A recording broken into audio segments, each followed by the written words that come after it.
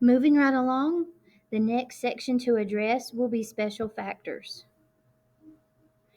This section is the same as it's been.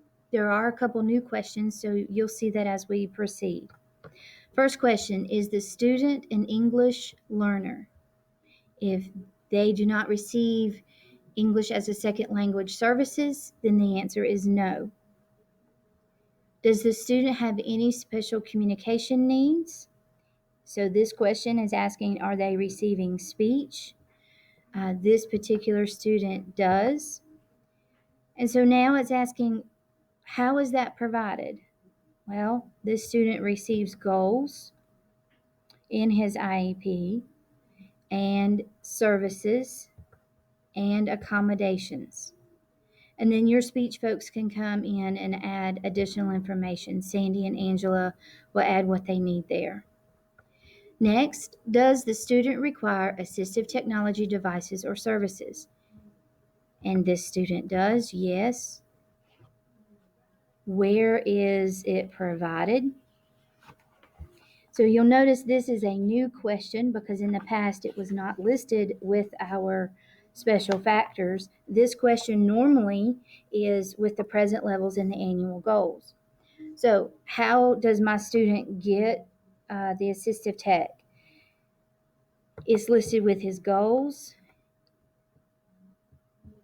and he gets accommodations with it. So what does he need? This student needs visuals and low tech switches. Next section, does the student require the instruction in or use of Braille? No. Does the student have a documented hearing loss? Nope. So I'm going to keep going. For the student who is deaf or hard of hearing, the following have been considered. You have decided the student's language and communication needs. Does he have opportunities for direct communication with peers and adults? His academic level, his full range of needs, and how does the student, what is the mode of communication? So for the student who is deaf of hard of hearing, the following have been considered.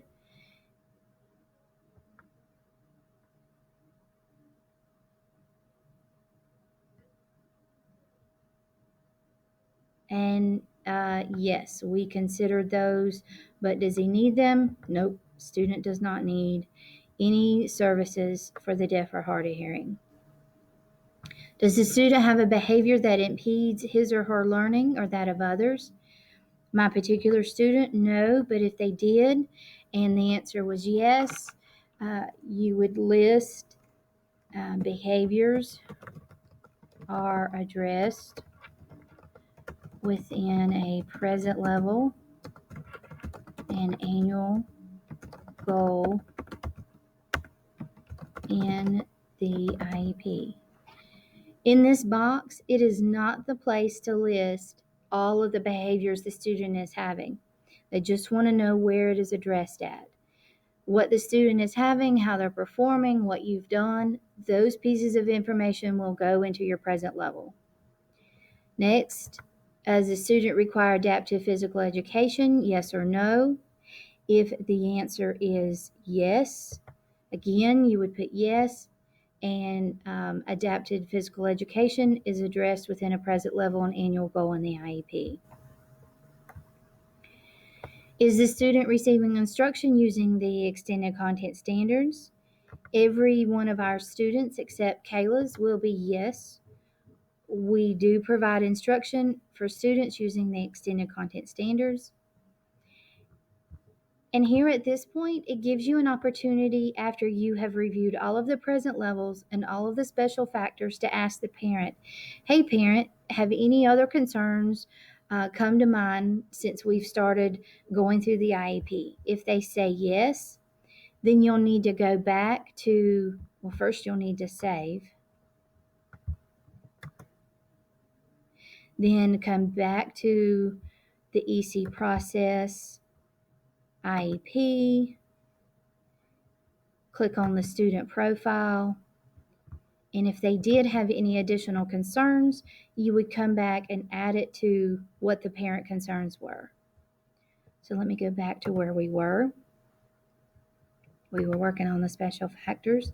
Unfortunately, yes, they do provide the opportunity for you to stop and ask the parents if they have any concerns, but they don't provide a space for you to put those here in this part of the IEP. You have to go to the very first and start over with parent concerns. Next box, supports for academic, functional, personal changes or circumstances if applicable. This is now taking the place of the question at the beginning of the CCAS IEP, where it would ask, are there any transitions or any circumstances anticipated in the life of this IEP? So if there are none, you're just going to put not applicable at this time, but if any information is known that will be needed to help the child through his IEP or through his program, then you'll need to list that information. Area in need of SDI. SDI is specially designed instruction. So these are the areas that you have said previously that you need to have a present level and an annual goal for. So for each of these, I'm going to say yes. If you are deleting an area that the student no longer needs specially designed instruction and it was on the previous IEP and not going to be on this one, that would be the reason you would click no. Otherwise, all of the areas will maintain and you'll say yes for each area, and then you'll save and continue. Oops, I forgot to click that there were no other parent concerns. So I'm going to come back here and say no, and save and continue.